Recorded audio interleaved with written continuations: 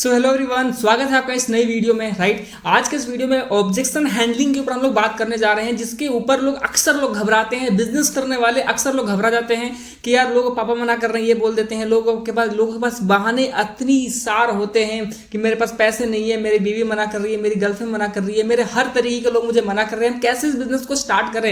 एकदम सही वीडियो पे आए हो कि इस वीडियो में मैं आपको कुछ ऐसा फ्रेमवर्क देने वाला हूं कि आपको ऑब्जेक्शंस को टैकल कैसे करना है, उन सारे लोगों को कैसे कैसे शब्दों का यूज करना है, कैसे कैसे शब्दों से बोलना है, आप वो शब्द सीखने वाले हैं। राइट, पहली बात तो यार कि देखो, ऑब्जेक्शन से कभी भी आपको भागो मत। राइट, ऑब्जेक्शन अगर वो पुट कर रहा है कि मतलब वो सही बंदा है, अगर ऑब्जेक्शन पुट कर रहा है तो हो सकता है कुछ उसको सचमुच में क्लैरिटी चाहिए, वो सचमुच में ये बिजनेस को करना चाहता है, लेकिन वो इसको नहीं कर पा रहा है क्योंकि उसके माइंड में कुछ ऑब्जेक्शन है। राइट, सबसे पहली चीज तो आपको ये समझो कि आपका काम क्या है। दूसरी चीज ये कि हमें अपना काम समझने की रिक्वायरमेंट है कि हम मार्केटिंग प्रोफेशन के अंदर हमें सामने वाले पर्सन के बैरियर को तोड़ना पड़ता है, माइंडसेट के बैरियर को तोड़ना पड़ता है कि जो आप सोच रहे हैं वैसा नहीं है, ऐसा भी पॉसिबल हो सकता है, जो प्रोजेक्ट के बारे में हम आपसे डिस्कस कर रहे हैं। राइट, तीसरा चीज कि जीतना हारना मैटर नहीं करता दोस्त। राइट, अगर आप कोई भी काम कर रहे हैं, उस काम में आप जीत हो रही है, आपकी हार हो रही है, बिल्कुल भी मैटर नहीं करता है। सिर्फ एक लर्निंग एक्सपीरियंस आपको मिल जाती है। अगर आप जीत रहे हैं फिर भी आपको लर्निंग एक्सपीरियंस मिलेगा, अगर आप हार रहे हैं तो भी आपको एक लर्निंग एक्सपीरियंस मिलेगा। राइट, एंड में अगर आप जीतते हैं या हारते हैं, एंड में आप एक स्किलफुल इंसान बन जाते हैं। राइट, जो आप किसी भी पहाड़ को तोड़ सकते हो, किसी भी बैरियर को आप तोड़ सकते हैं। राइट, इस ऑब्जेक्शन हैंडलिंग को आप एक गेम की तरह ट्रीट कीजिए। फॉर एन एग्जाम्पल, जब हम लोग बचपन में गेम खेलते थे, जब हम लोग फर्स्ट लेवल क्वालिफाई करते थे तो सेकंड लेवल तक जाने के लिए हमें सोचते थे कि यार सेकंड लेवल में ऐसे से करूंगा। आपको भी सोचने की जरूरत है कि हम अगर ये ऑब्जेक्शंस बंदा पुट कर रहा है, हम इस ऑब्जेक्शंस को कैसे टैकल कर सकते हैं, कैसे डील कर सकते हैं। राइट, पहली चीज तो ये होता है कि ऑब्जेक्शन होते क्या हैं। देखो, सामने वाला पर्सन एक्चुअली में कभी कभी ऑब्जेक्शन उसके माइंड में आते नहीं है, लेकिन वो स्मार्ट दिखने के लिए और कभी कभी ऑब्जेक्शन को पुट करता है, आपसे पूछता है स्मार्ट दिखने के लिए। राइट, कि ऐसा कैसे मान लूं मैं, जो आप बता रहे हो ये ऐसे कैसे हो सकता है। राइट, अगर आप किसी प्रोडक्ट के बारे में बता रहे हैं तो वो बोलेगा कि यार इसमें कौन कौन सी इंग्रेडिएंट्स हैं। हो सकता है वो किसी कंपनी के कभी जिंदगी में इंग्रेडिएंट्स नहीं देखा होगा, लेकिन वो आपसे पूछेगा। क्यों? क्योंकि वो स्मार्ट वहां पे दिखना चाहता है। राइट, देखो, मैं आज इस वीडियो में कुछ ऐसा फ्रेमवर्क देने वाला हूं, कुछ पॉइंट्स के जरिए कि ऑब्जेक्शन हैंडलिंग में आपको बहुत ही बड़ा मास्टर हासिल कर सकते हैं। पहला पॉइंट कि इमोशनल अटैचमेंट आपको बिल्कुल भी नहीं रखना है। बिल्कुल, डेफिनेटली सही सुना आपने,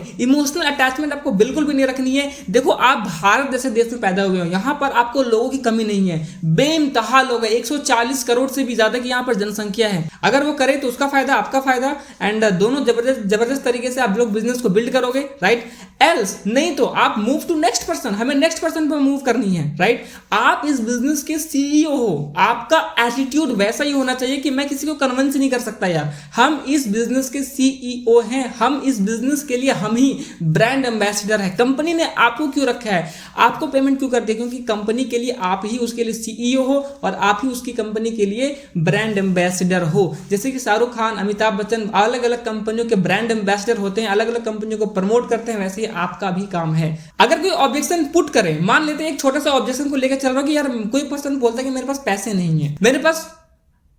नहीं है, तो आपको बोलना है, देखो आप जो बोल रहे हो मैं बिल्कुल समझ रहा हूं। राइट, देखो आप जो बोल रहे हो मैं बिल्कुल भी समझ रहा हूं, क्या आपके पास सचमुच पैसे नहीं है या आपका एक बहाना है ना बोलने का?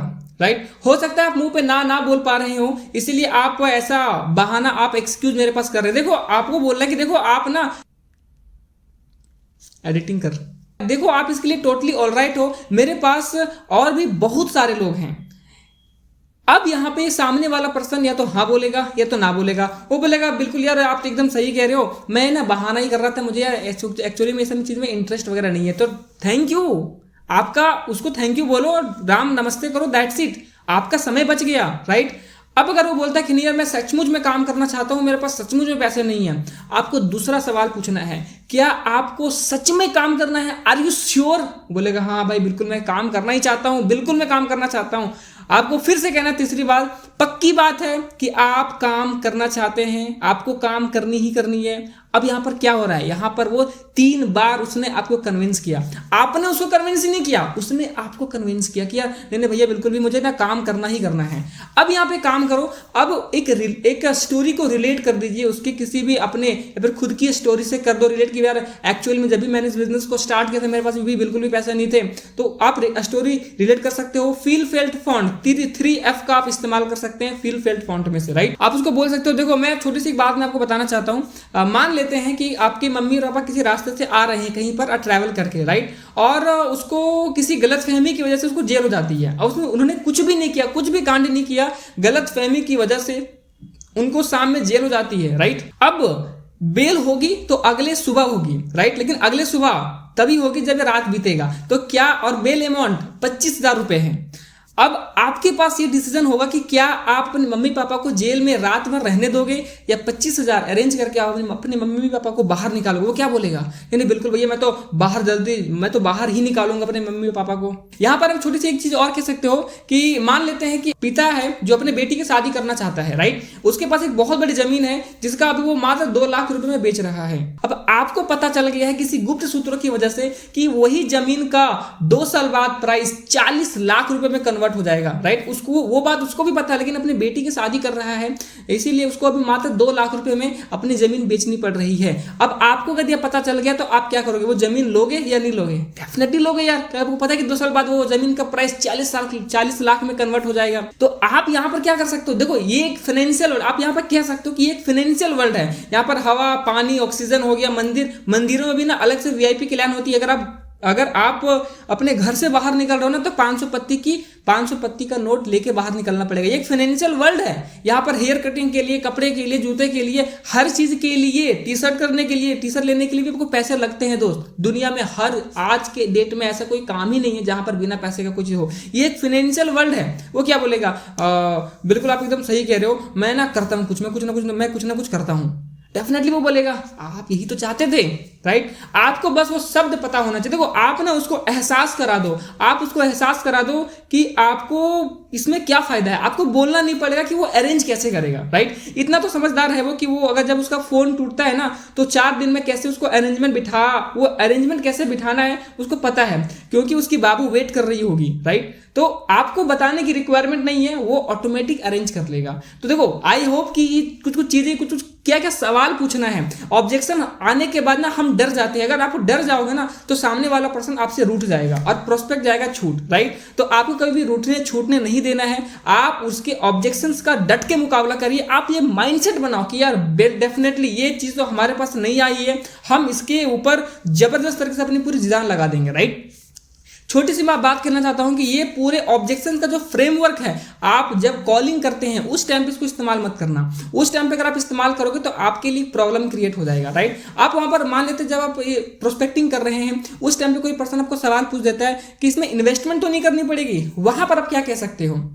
वहां पर छोटा सा एक लाइन कह सकते हैं कि देखो एक्चुअली मान लेते हैं कि एक MBA का कोर्स है जिसको करने में 2 लाख रुपए खर्चे हो रहे हैं, राइट। एंड आपको ये श्योर है, आप कंफर्म हो कि उस 2 लाख रुपए कोर्स को करने के बाद और 2 साल रुपए इन्वेस्ट करने के बाद 50,000 की नौकरी आपको कंफर्म 100% गारंटी है कि लग जाएगी।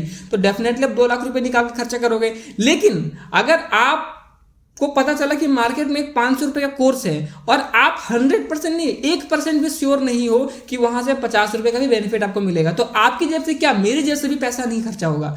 मतलब बात इसके ऊपर डिपेंड करती है कि हमें मिलेगा क्या इस चीज से।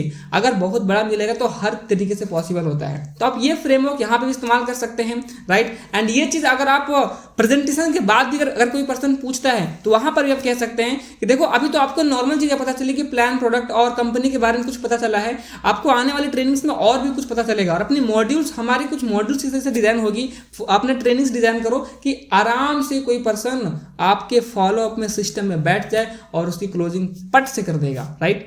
Thank you so much, wish you all the very best. इन सारे फ्रेमवर्क को यूज करिए, नोट्स बनाइए। नोट्स बहुत जरूरी होगा क्योंकि ये वीडियो खत्म हो जाएगी, दोबारा आप इस वीडियो पे नहीं आओगे, लेकिन नोट्स एक बार में देखने के बाद आपके पास पूरा का पूरा वीडियो का एक बार व्यू 1 मिनट में आपके पास आ जाएगा। Thank you so much, till the bye bye and let's play big.